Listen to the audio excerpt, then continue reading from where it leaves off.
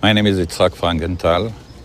I was a businessman till July 1994, when my eldest son, Arik, was kidnapped and murdered by Hamas. I realized that I lost my son only because there is no peace. I left my business and I decided to try to do the utmost to find a peace solution between the Israelis and Palestinians. I failed. And not only me, all the peace organization we failed. We raised millions of dollars to try to market the peace to the Israeli society, and the result is much worse than it was before. We tried to understand what the Israeli society wants. We understood that they don't want to hear about peace. So what else?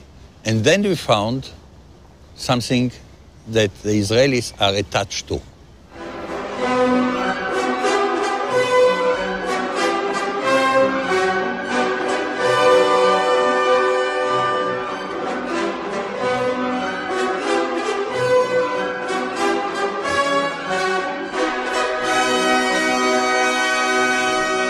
It's not satire and it's not irony.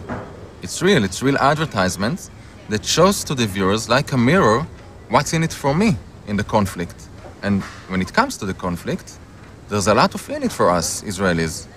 Okay, we need the conflict because without it we wouldn't have heroes, we wouldn't have our songs, we wouldn't have the armies, we wouldn't have wars, we wouldn't have memorial days. It gives us an emotional kind of root. It unifies us, it makes us one. We like hanging on the edge and saying, this is the very last minute, this is our identity. We call it the conflict, but this is who we are. When people hold very, very strong beliefs about certain issues, you cannot try to convince them by just presenting them with the opposite ideas. So what paradoxical thinking does is that it brings people to the absurd by presenting them their own ideas, but only in a very, very extreme way, to extreme level.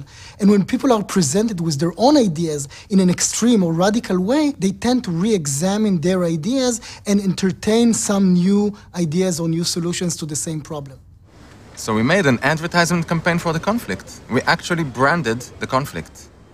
And we made those ads to show people all the advantages in the conflict and actually convince them how much they need the conflict. We set up an academic experiment in which we showed people the conflict ads together with traditional commercials, and we exposed them to hundreds of participants among the Israeli society. And then something happened that sometimes happens in marketing.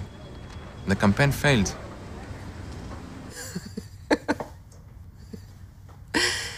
It failed because although we exposed the people to solid facts and we told them that they needed the conflict and it defined them, they were willing to drop it. We found statistically significant differences between participants who watched the conflict videos to those in the control condition in terms of their willingness to accept responsibility for the continuation of the conflict, in terms of their willingness to make significant compromises in the context of the conflict, and even in terms of their voting intentions in the Israeli elections.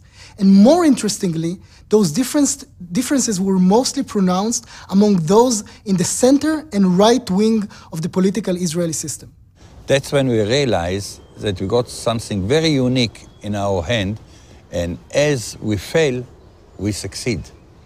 It was amazing, something paradoxical, but that was our taglit, how you said it, our discovery. Actually, it turned out to be a very meaningful study in the field of social psychology.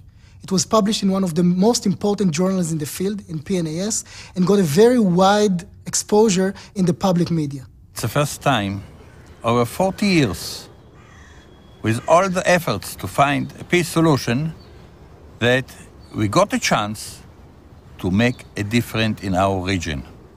What's really important for us is to examine whether we can actually implement this project among the Israeli and Palestinian society and create a real change that is based on the results of the paradoxical thinking project.